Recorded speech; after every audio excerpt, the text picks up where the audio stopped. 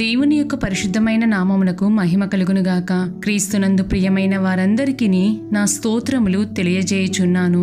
ఈ ఉదయకాలమున మన వేకువ మన్నా యొక్క ముఖ్య అంశము, నీవు ఎవరితో స్నేహము చేయుచున్నావో జాగ్రత్తగా చూచుకొనుము.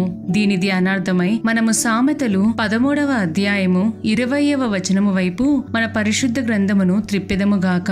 జ్ఞానుల సహవాసము చేయువాడు జ్ఞానము గలవాడగును, మూర్ఖుల సహవాసము చేయువాడు చెడిపోవును అని చదువుచున్నాము. ప్రియమైన దేవుని జనమా, మనము ఈ లోకములో గమనించినట్లయితే మన సహవాసము సరైన వ్యక్తులతో ఉండవలెను. నీవు మంచి నడవడిక ఉన్న వారితో స్నేహం చేస్తే నీవు నీ జీవితములో ఒక ప్రయోజనకరముగా, నీ కుటుంబమునకు ఆశీర్వాద కారణముగా మార్చబడదువు. అదే నీవు జ్ఞానము లేని, సరైన నడవడి లేని జనులతో స్నేహము చేసినచో నీవును వారి వలెనే నీ జీవితమును భ్రష్టు పట్టించుకొనిదవు. ఒకవేళ నీవు దేవుని దగ్గర గోజాడి దేవుడు ఇచ్చిన వాగ్దానములను బట్టి ఏదైనా ఒక కార్యమును మొదలు పెట్టవలెనని ఆశించినచో మన చుట్టూ ఉన్న కొంతమంది జనులు నీలోని ఆశయాలను నిరుత్సాహపరచుటకు సిద్ధముగా ఉందురు. నీలో ఉన్న జ్ఞానమును, ప్రయత్నించే స్వభావమును వెనుకకు లాగుదురు. అటువంటి వారి దగ్గర నీవు చేయు ప్రతి ప్రయత్నమునకు ఒక సమస్య కనుగొనగలరు. ఇలా చేస్తే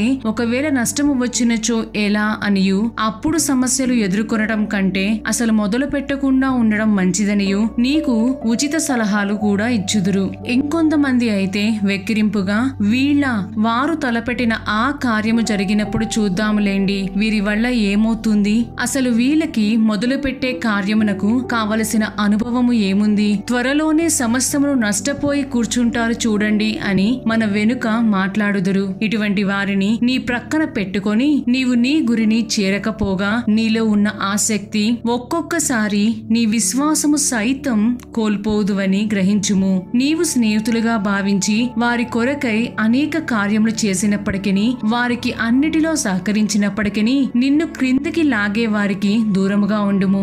దేవుడు నీకు సహాయము చేయుచున్నప్పుడు జ్ఞానము గల మనుష్యులు నిన్ను లేపుటకు నీకు అవసరమై ఉన్నారు. అటువంటి వారే నీలోను నీ జీవితములోను ఒక జీవమును నింపెదరు. ప్రియమైన దేవుని బిడ్డ, దేవుడు నీకు అనుగ్రహించిన జ్ఞానము గొప్పది. దానిని బట్టి ఒక స్థాయికి నీ కుటుంబమును నడిపించుటకు నీకు అవకాశం ఇచ్చినప్పుడు నీ విలువైన సమయమును వ్యర్థపరిచే చోరులను, నీవు చేయు పనులలో ఆటంకములు చూపే వారిని నీకు దూరముగా పెట్టుము.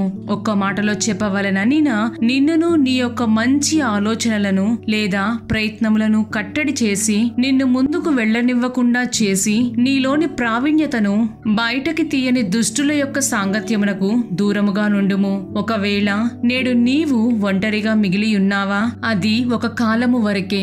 సమస్తమును మరియు నీ ఒంటరితనమైన జీవితమును గమనించుచున్న నీ గొప్ప దేవుడు రాబోవు కాలములో ఒక మంచి సహవాసమును, నిన్ను ముందుకు వెళ్ళుటకు ప్రోత్సహించే వారిని, నిన్ను క్రిందకి లాగని వారిని నీ జీవితములో అనుమతించబోచున్నారు. దీనిని విశ్వసించి ప్రార్థించుము. ప్రియమైన దేవుని బిడ్డ, మనము 2వ రాజుల గ్రంథము 2వ అధ్యాయము 9వ వచనమును గమనించినట్లయితే, వారు దాటిపోయిన తరువాత ఏలియా ఎలీషాను చూచి, నేను నీ యొద్ద నుండి తీయబడక మునుపు నీ కొరకు నేనేమి చేయగోరుదునో దాని నడగమని చెప్పగా, ఎలీషా, నీకు కలిగిన ఆత్మలో 2 పాళ్లు నా మీదికి వచ్చినట్లు దయచేయమనెను అని చదువుచున్నాము. ఎలీషా జ్ఞానము గల ప్రవక్తచే అభిషేకించబడి అతనితో సహవాసము చేసెను కాబట్టి ఏలియా అనంతరము అతని కంటే అధికమైన అద్భుతములను చేయగలిగెను.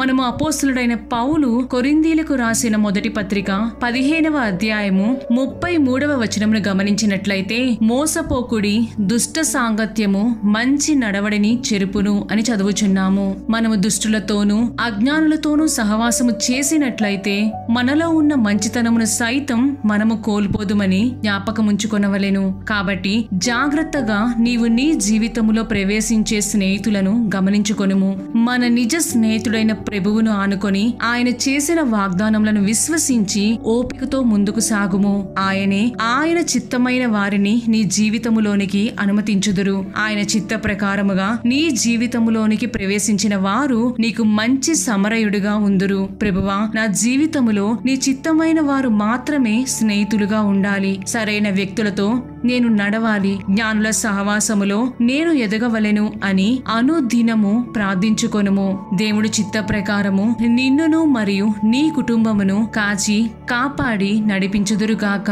ఆమెన్.